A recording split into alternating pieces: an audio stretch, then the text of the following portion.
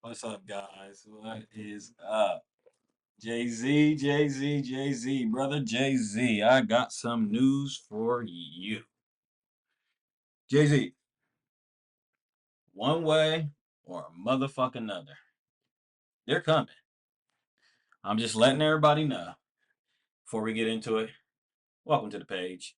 Know It All's channel. Lord of Lips coming to you live from the Know It All's page. Continue with the engagement, guys. Continue with the engagement. I appreciate all the support.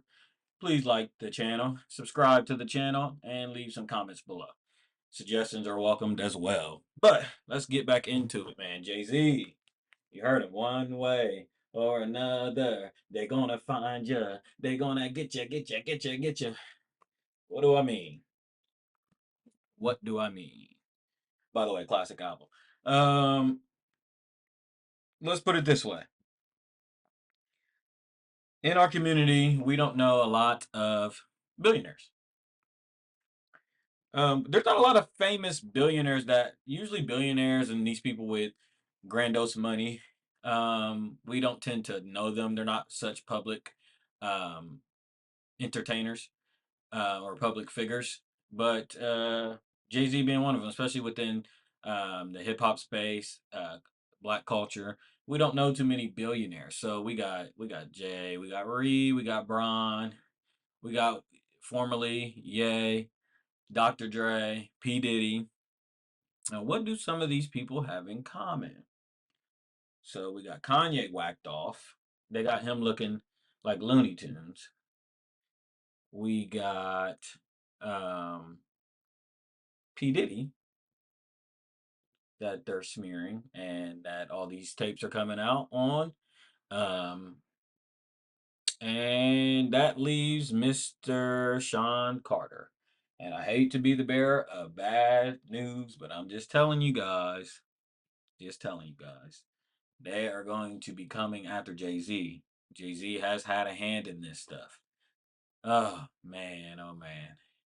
When we see the time where Jay Z and Beyonce have to come down from their mountain, uh, all the way in Dubai or wherever they're at, Zimbabwe, they're somewhere nice.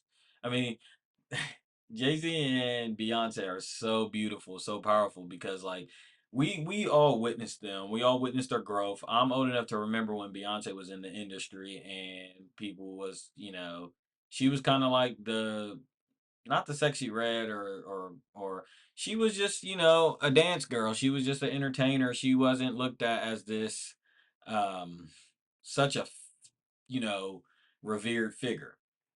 Same with Jay-Z. But, to their credit, they worked their way up to that stature and that standard. I'm just saying there has been long-term rumors within this industry about these two figures, um, mainly Jay-Z. We know a little bit about Beyonce and Sasha Fierce and all that kind of shit that she gets into. But I'm just saying the time when we see them actively trying to go after Jay-Z, I'm going to begin to start freaking out. It's just my prediction.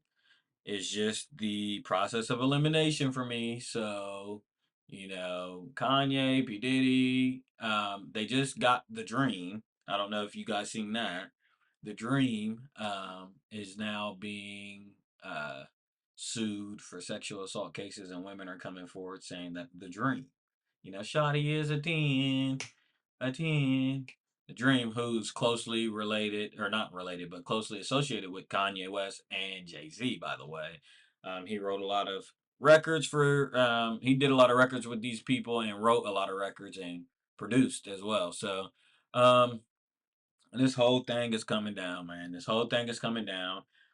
It is all closely tied with the Epstein list and Pizzagate. But I'm telling you guys here that they are going to try to take these figures down, these entertainers down first. And while they take these entertainers down, we're probably going to start getting some lists of some politicians and people in Congress and other powerful entities that are involved in this. But I think firstly they want to smear these people publicly first. I mean, they all can go to hell if you ask me. If you are sending emails out about double black olives on cheese pizza, meaning you want two crunchy ass black kids from Africa, and then you want a side of garlic, which means you want somebody from Italy, you can go to hell. You know what I'm saying? Like, I don't have no remorse for these people that touch kids and do this sex trafficking shit. I'm just trying to tell you guys, I got a strong inclination that Jay-Z, they're coming after Jay-Z. Me and my friend been talking about it for a year, and we send each other clips and little nuggets here and there. And we just look at each other and go, they're gonna come for him. They're gonna come for him. Pac tried to tell y'all, by the way. Pac tried to tell everybody the whole fucking time. Y'all called him crazy. Y'all said he was a fake thug, fake gangster, delusional. Whole time he has that Angie Martinez interview that's floating out there. Is known as the craziest hip hop interview ever that no one has ever seen. Angie Martinez has shelved it and promised she'll never put it out.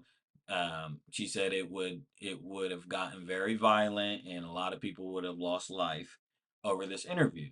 And that tells me, and rumor has it that Pac went on an expose of sorts and just called a lot of people out, a lot of industry people out by name, and maybe had some choice words about some of the things that they were doing within this industry. Jay Z potentially being one of them. So, and by the way, Jay Z somehow got access to that interview. He managed to convince Angie that she needed to put it because she had it in her like her base. She had it in her house or her apartment, and um, a couple weeks before there was a fire at that apartment at that place, he convinced her that that wasn't a smart idea to keep the hard drives there, that interview, and that she needed to store it in a library, like in a safer place. So he helped her with that, and then shortly after there was a fire. Too many coincidences for me when it comes to shit like that. So I'm just saying, Mr. Sean Carter, watch your back. Watch your back, man. Shout out to Blue Ivy, man. Hopefully you can hold up the dynasty, man. Hold up the dynasty, man. They coming after your parents. I'm telling you, they're gonna come after your parents. Man, you gotta be careful with taking Satan's money, man. Cause when he's ready to take that shit back, it's all good. Um, Speaking of Bad Boy Records, man, Bad Boys was a box office success over this past weekend. We got Will Smith and Martin Lawrence on their fourth installment of the Bad Boy series. I think it's like Bad Boys for Life. Um, yeah, Bad Boys for Life or some shit like that. I'm not gonna watch it. I'm gonna just or Bad Boys Ride or Die. I'm gonna just keep it a buck, man. Bad Boys. I mean, the first one is classic. The second one, people say is even better. I don't know. That kind of action ain't my stilo and stuff. But what I did want to say is that it opened up at 56 million, and they're calling it a blockbuster, a summertime blockbuster. And the important news coming out of this is the fact that this is Will Smith's first blockbuster movie since the slap heard around the world. He did do another movie. It was like a slave movie. Go figure. He tried to crawl back to us with a slave movie, where he played a character from down south Louisiana. Who y'all seen the famous picture that floats around every year on the internet with the slave with all the welts on his back and shit like that. He played that character. It was a pretty good movie. But it was like released through Apple, and it didn't get the push that it deserved. But this is obviously a Hollywood movie, and they smashed it. They smashed it. So there's conversation going on. Stephen A. Smith is saying Will Smith needed to apologize to the black community. I never felt like that. I thought it was the most overblown thing when it happened. I mean, I liked when it happened. It was classic. I loved the fact that that was an iconic moment.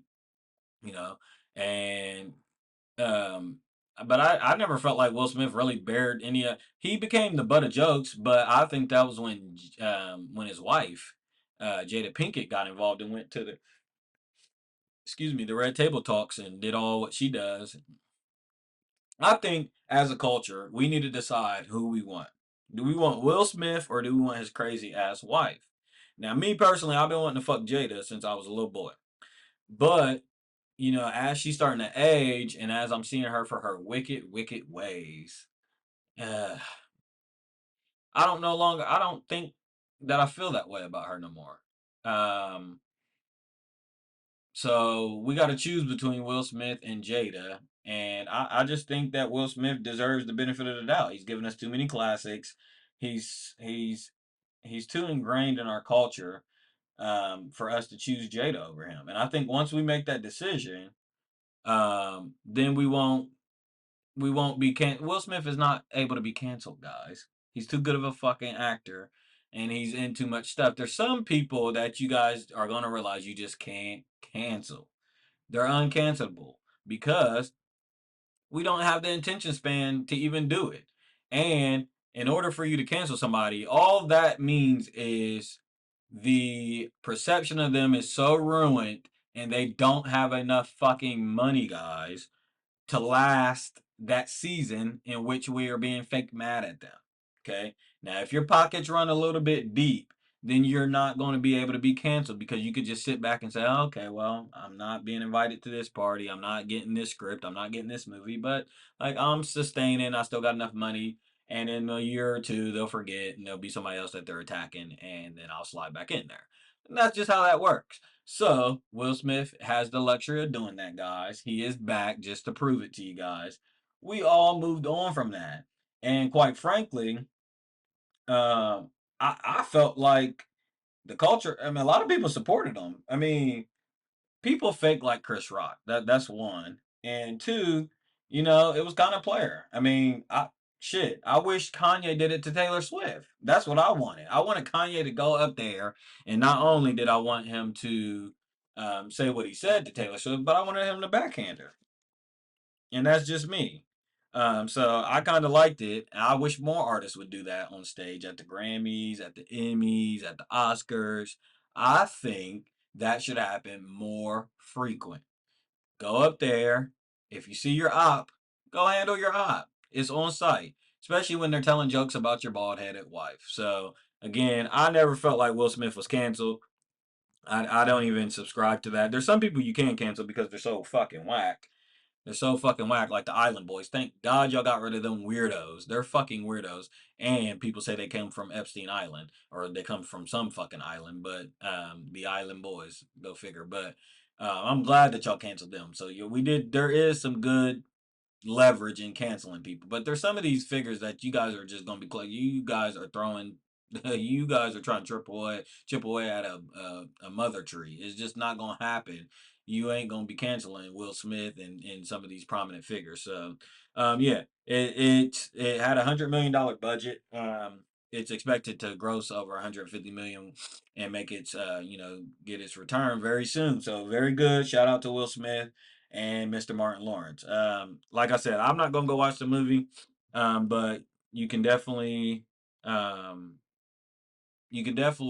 tap in with my homeboy at the Homie Review. He will be watching the movie and reviewing it objectively. I'll leave that for him. And in other news about that, like I seen conversation that people were saying Martin Lawrence looks like he's sick. I mean, I guess you could say that. I just think he looks like he's fat as fuck. I mean, godly. He's been fat as fuck for a while, but like just over and maybe he is sick. And if he is sick, then please, guys, forgive me. But I just gotta keep it a buck. He's not in the best of shape. And I can't believe this little Marty Mark, Martin Lawrence. I mean, like I said, I'm kind of used to him being fat at this point, but like I've seen some of the previews of this movie and some of the trailers. He looks huge. And I know that they say like life imitates art or art imitates life. No, life imitates art. One of the two. Fuck it. Doesn't matter. The point is, I think he's still in character for Big Mama. That's what he looks like. His skin, it's not that he's fat, it's these cheeks. It looks like the shit that they put on when they're trying to be that fat character like they did with Big Mama. I mean, he just looks fat in the face. So I don't necessarily think they're talking about he might have had a stroke and stuff like that. Well, yeah, slow down on the greasy burgers and fries.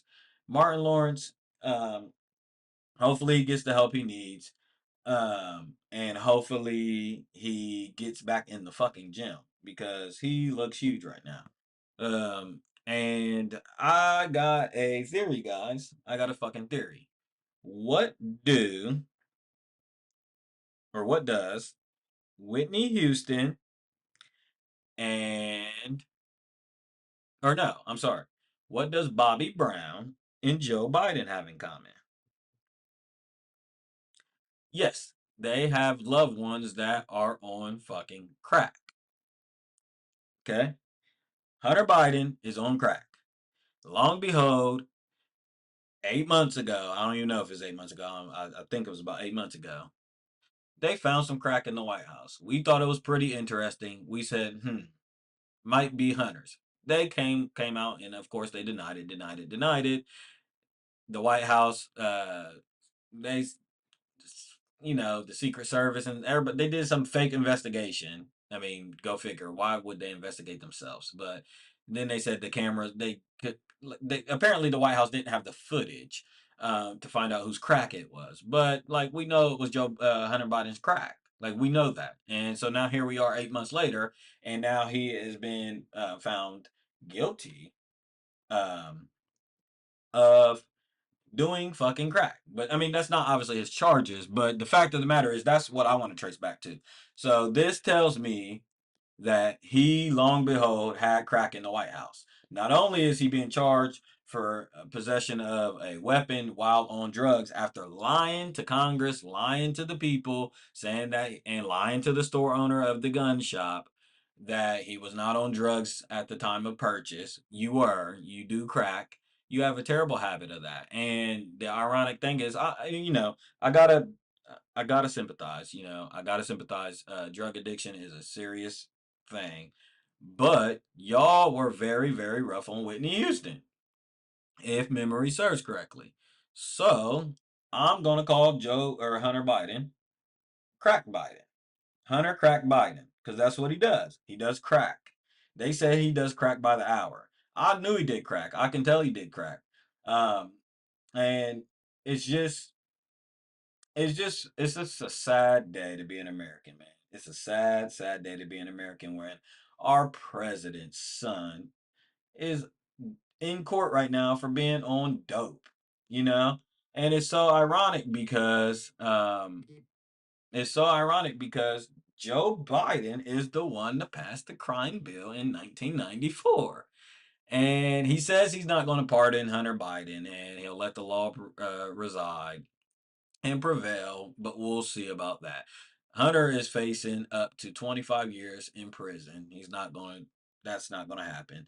I mean, he's done more than just crack and coke and drugs. I mean, the email situation, which I think this is actually a cover up for that, because if you guys remember, um, when this whole case came out, because he's facing other charges, but Joe Biden apparently was emailing him and Hunter, his son, Cracky, was going back and forth on emails with some of Hunter Biden's business associates, and they were funneling money. Joe Biden likes to get money from Congress and our tax dollars with all these fake wars, these proxy wars. Then he likes to funnel it through his son's businesses so he can do more crack. Because that's what kind of president we have. That's the state of the American affairs. Let's go ahead and start a war so my son can get more crack. And that's what is going on ultimately.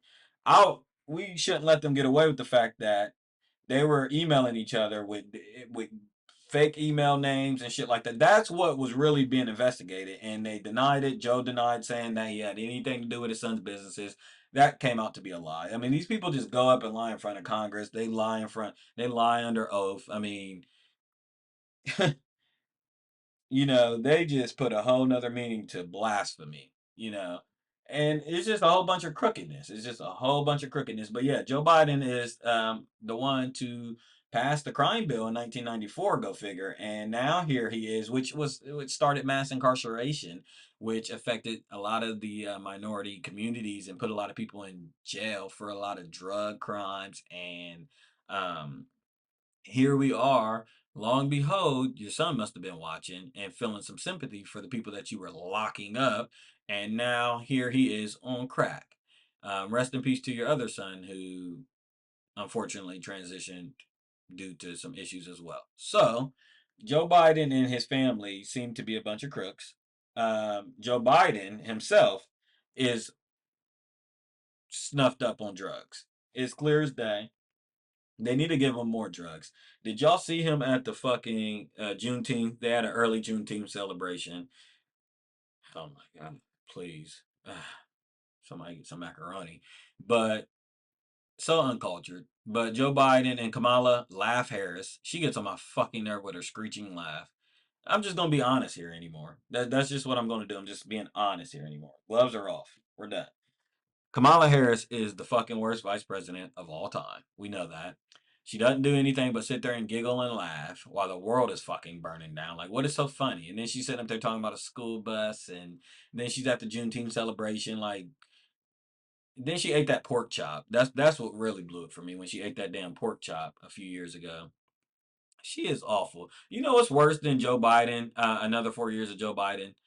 What's worse is him actually croaking over, and then that administration still being in charge, and then we have to deal with Kamala Harris. That's just the truth of the matter here. She is the very worst. She's the worst. But anyways, they were at a Juneteenth celebration with some soul music going on, and Joe Biden looked like he met God or just like did a fucking dab of ass. I mean, he's just like stuck there with his hands at his fucking waist. He probably shit himself again, and Kamala Harris is next to him dancing. I mean, this administration is just a joke. I don't even remember. I remember the Trump administration. There was a lot of chaos. People act like that didn't happen. It happened. There was a lot of chaos, a lot of friction within the country. But just as far as like optics, I just can't say that I remember it being so goddamn blatant that we have um, a a president, a president that should be a nursing patient. You know, he should be in a nursing home. It's clear as day. We're tired of, the American news media and stuff trying to act like that's not the case. We're tired of CNN and Good Morning America and all these other outlets acting like we're the criminals for pointing out the fact that he looks demented. That's the fact of the matter. Whether we are voting for him or not, it doesn't matter. Objectively, he looks demented. Plus, it doesn't matter. Red, blue, it doesn't matter. At these fucking freak offs that all of them go to, they're all green. They're all green. They all go for it and they all go. So the common color here is the fact that they all are going green when it comes to Pizzagate. All of these people are at these freak offs, and I can't wait for that shit to come down. You'll see the way I tied that in? Who's fucking texting me? Oh man, man, man, man. Anybody heard from Lil Baby lately? Uh, I just want to go ahead and point that out. That Lil Baby. Here's my take on Lil Baby, guys. I mean, that Central C song, whack. I guess it's working as far as um circulating. I think Central C made his first top 20 debut in with UK. I don't even know the stat. But and I'm tired of people running. I don't know what the whole Central C thing is. Don't get me started. But Lil Baby to me is the classic case of a nympho baby. I mean, he's the classic case of he didn't like rap, guys. I watched his documentary. I mean, he didn't love rap, I should say. He's never loved rap. He's about this money. He liked the jewelry, he liked the cars, he liked the clothes. And that's what I want to get into with Lil Baby. He is more concerned with wearing dresses and purses and cute little girly outfits than he is with rapping. We're going on 3, 4 years without his project. Um, he was the hot guy in the industry at the time, until before he became an Oreo, um, with Michael Rubin and Kyle Kuzma. That he was the guy, and I just want to know, like, when is he going to cash in on the fact that they fucked him at that party? You know, you would think since they made him that Oreo, he would have like blown up and he would have got some more traction going on. But it's been dead as a doorknob for Lil Baby. And I just think for somebody to sell out so hard is just very sad that he's not getting his return. You know what I'm saying? But maybe he is, because if you see him, if you just check his Instagram and Snapchat, best cars, best clothes, best jewelry. We're going to hear a report in 10 years. Little baby's going to be broke. I'm going to just tell you that right now. He's going to be broke. He cannot stop, or maybe not. I know he, has some, ties to the streets, and little baby gets his money. But I'm just saying he's going to owe Uncle Sam and IRS a lot of fucking money in about 10 years. He's not he's not giving the labels. He is not making the labels their money back because at this point he should have had about two other projects. One of them should have been popping out like it should have been jumping out here. They've given him a lot, plenty of money, but what he did was what the classic case, Wesley's theory. He went out, took that fucking money, went and bought more colos. And I get it. He has a family. I'm all for that. Fund your family. Enjoy the fruits of your labor. But go to work, man. This motherfucker is lazy, man. I'm telling y'all, he is just living too lavish and he has taken his foot off the gas pedal. And I said it when it happened that I thought he was substitute as fuck. Rookie as fuck. Just substitute. I felt like that the whole time that these clowns that was running the industry, Lil Baby, the Baby, you have fucking Trippy Red and I mean I can't even Pop Smoke and Rest in Peace and all these other Polo G and people like that. All of those people, y'all were just substitute as fuck when the real artists went away during the pandemic. That's what really happened. Once we got Jay back, I mean, once we got Cole back, Kendrick back, Drake back, Kanye back, Nicki back. Um, Meg, you got pushed to the side. Cardi, you got pushed to the side. Polo G, we don't know. We don't even give a fuck when you're coming out with an album. Lil Baby, you ain't seen the studio since. So they were just substitute for me. They just felt substitute. Y'all canceled Da Baby every chance he gets. He's somebody that actually seems like he likes the sport of rapping. He had a nice little freestyle on They Not Like Us. I like that freestyle, and I like the baby. But it seems like they took their hands out of his pockets. So it just ain't gonna work with the baby. Um, yeah, we'll see. I know I kind of got off topic there, but we'll see how this Hunter Biden thing plays out. Like right now, he is guilty of the felony and is facing 25 years, but he also has another trial coming up in September for some tax shit. Uh, because he ain't been paying his taxes either. So Joe Biden, you got a son that does drugs when you pass the crime bill, and then you got a son that doesn't pay taxes when you accuse the rich of not paying their fair share. So instead of running the country, Joe, I am going to propose that you just take a few years off and you get your house and your family in order and see if you can try to get them to follow some of the law. That would be my best bet. Another thing is like, we know Obama pushed his gay chef into the river, so his gay chef didn't tell Michelle Obama that he was fucking him. But Obama's presidency was so fucking clean. And he had to be that. He had to be that way because he was a nigga. So, he couldn't even blink without, thinking that he was going to get killed in the media. But his presidency was very, very clean as far as family scandals and shit like that. We didn't have none of the gay chef shit while he was in the White House. I mean, the only thing we had was about Big Mike and Michelle Obama potentially having some big balls and some nuts. And then they try to accuse Barack Obama of being tied in with Osama bin Laden and all these terrorists and saying he wasn't from the country and he was an insider, which he probably very well could have been. But um, outside of that, like as far as scandals, like we're seeing with then we had Hillary, we had Trump. I mean, Hillary didn't get in; they'll never let that bitch in. She is so goddamn pathetic. Hillary is so pathetic, but the country could use her. I think the Democrats would trade her out for Joe today in a heartbeat. And I said on my previous podcast, or maybe I said it in person to somebody. She's one of the most dangerous women on planet Earth, I think, if not the most dangerous. She is a killer. Hillary Clinton is a known killer. Y'all got to see this little video out there of Hillary Clinton over her years. She code switches.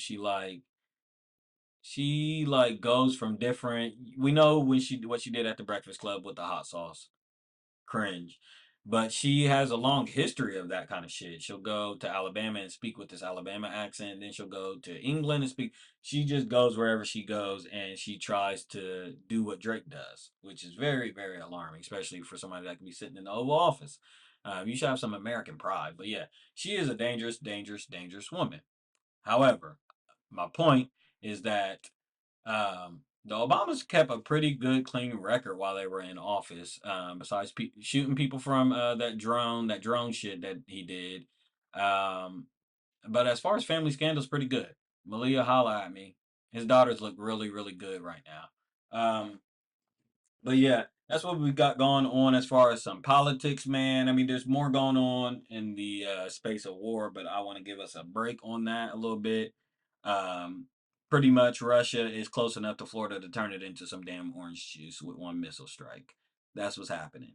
They're close enough. They're working with Cuba, and they're close enough to our seas and our shores to turn Florida, the Florida Panhandle, will turn into some goddamn orange juice fast. So that's what's going on there. But outside of that, we got Eminem. I mean, Caitlin Clark.